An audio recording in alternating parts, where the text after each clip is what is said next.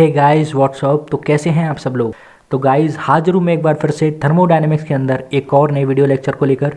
तो गाइस आज की इस वीडियो में हम सेकंड मेथड पढ़ने जा रहे हैं टेम्परेचर को मेज़र करने का।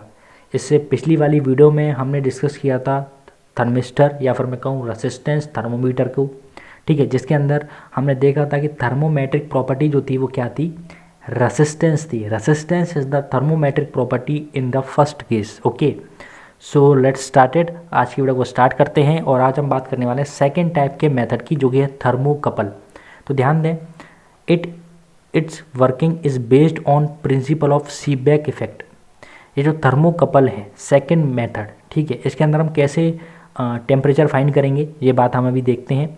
तो ये क्या बेस्ड है, इसकी जो वर्किंग है या फिर मैं कहूँ इसकी जो वर्किंग है वो बेस्ड है किसके प्रिंसिपल पर, सीबेक इफेक्ट। अब भैया ये सीबेक इफेक्ट क्या होता है हमने तो नहीं पढ़ा। तो देखो अभी बात करते हैं सीबेक इफेक्ट की। मैं दोबारा समझें कि जो वर्किंग है इस थर्मोमीटर की, ठीक है, जो हम बना रहे हैं टेम्परेचर को मेज़र करने के लिए, वो क्या है, वो क्या है आपका सीबेक इफेक्ट है। ये सीबेक इफेक्ट, ठीक है, जो प्रिंसिपल है सीबेक इफेक्ट का, उसके बेसिस पर ये क्या है काम करता है। अब क्या प्रिंसिपल है सीबेक इफेक्ट का, ज़रा इसकी ये बात कर लेते हैं। तो देखो सीबेक इफेक्ट, तो सीबेक इफेक्ट होता क्या है, इफ़ टू डिफरेंट मेटल्स। तो देखो सीबेक इफेक्ट के अंदर क्या होता है, दो डिफरेंट मेटल्स मतलब दो अलग अलग metals are joint at two different junctions. दो अलग अलग मेटल्स हैं जिन्हें हम जॉइन कर रहे हैं दो डिफरेंट जंक्शंस पर, ठीक है। जैसे कि एक जंक्शन ये हो गया, जैसे कि एक जंक्शन ये हो गया ये, और एक जंक्शन ये हो गया। ये दो जंक्शन हैं, ठीक है, दो जंक्शन हैं जिन पर हम दो डिफरेंट मेटल यानी अलग अलग मेटल्स को क्या कर रहे हैं, जॉइन कर रहे हैं। मतलब इस मेटल को या फिर मैं कहूँ इस जंक्शन पर इस मेटल को, ठीक है, और इस जंक्शन पर इस मेटल को, ठीक है, जॉइन कर रहे हैं आपस में, ठीक है, which are kept at different temperatures. और दोनों की दोनों ये मेटल जो हैं वो क्या हैं, अलग अलग टेम्परेचर्स पर रखे गए हैं, अलग अलग टेम्परेचर्स पे हैं। Then an EMF is generated. तो सीबेक इफेक्ट के अकॉर्डिंग क्या होता है, इन दोनों जंक्शंस के बीच में एक ईएमएफ प्रोड्यूस होता है, जनरेट होता है। Then an EMF is generate between the two junctions, जो कि डायरेक्टली प्रोपोर्शनल होता है to the temperature difference between them, जो इन दोनों जंक्शंस के बीच में जो टेम्परेचर डिफरेंस है उसके। तो according to Seebeck effect EMF is directly proportional to the difference between difference of temperature between two junction, ठीक है। तो मैं दोबारा रिपीट करूँगा, सीबेक इफेक्ट में होता क्या है कि दो मेटल्स होते हैं जो कि दो जंक्शंस पे लगे होते हैं और ये दोनों जंक्शंस आपस में कनेक्ट होते हैं, ठीक है, कनेक्ट होते हैं, और दोनों के दोनों जंक्शंस और दोनों के दोनों मेटल्स एक डिफरेंट टेम्परेचर्स पे होते हैं।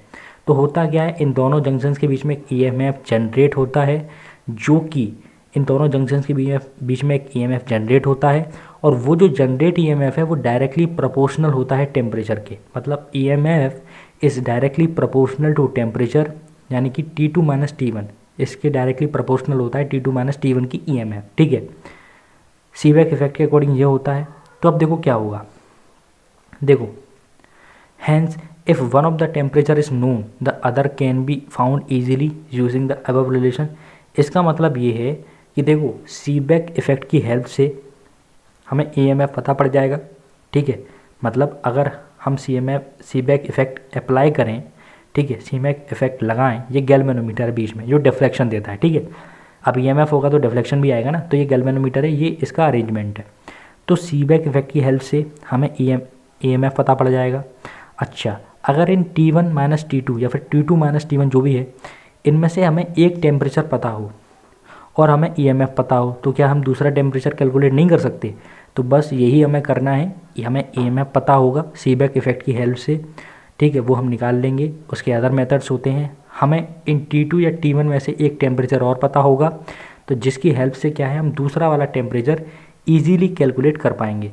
तो यही एक ऐसा मेथड होता है जिससे हम ईजीली टेम्परेचर को मेज़र कर सकते हैं। तो ये है मेथड थर्मोकपल, ठीक है, जिसके अंदर हम सीबेक इफेक्ट का यूज़ करते हैं, यानी कि EMF is directly proportional to the difference of the temperature between two junction. मतलब ये दोनों जंक्शन पे जो डिफरेंस है इन दोनों टेम्परेचर्स का, यानी T2 माइनस T1, उस डिफरेंस के ये डायरेक्टली प्रोपोर्शनल होता है क्या, सीबेक इफेक्ट।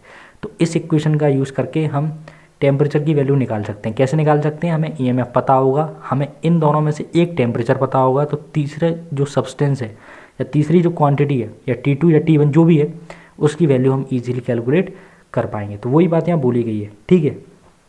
आगे ध्यान दें, 2 पॉइंट हैं इसके बारे में, बहुत इंपॉर्टेंट पॉइंट है। रिमेंबर, ये हमेशा याद रखूँ, इन थर्मोकपल, जो थर्मोकपल है उसके अंदर EMF is the thermometric property. ये पूछा जाता है कि थर्मोकपल के अंदर बताओ थर्मोमेट्रिक प्रॉपर्टी क्या होती है, ठीक है। तो आपको बतानी है ईएमएफ, वहाँ पे हम ईएमएफ की हेल्प से टेम्परेचर बता पाते हैं। तो EMF is the thermometric property of thermocouple, ठीक है। डू यू नो, ये बात एक जानने वाली है। The opposite of Seebeck effect, जो हमने अभी ऊपर पढ़ा सीबेक इफेक्ट, एक इफेक्ट और होता है इस कॉल्ड पेल्टियर इफेक्ट, जो कि जस्ट अपोजिट होता है सीबेक इफेक्ट के।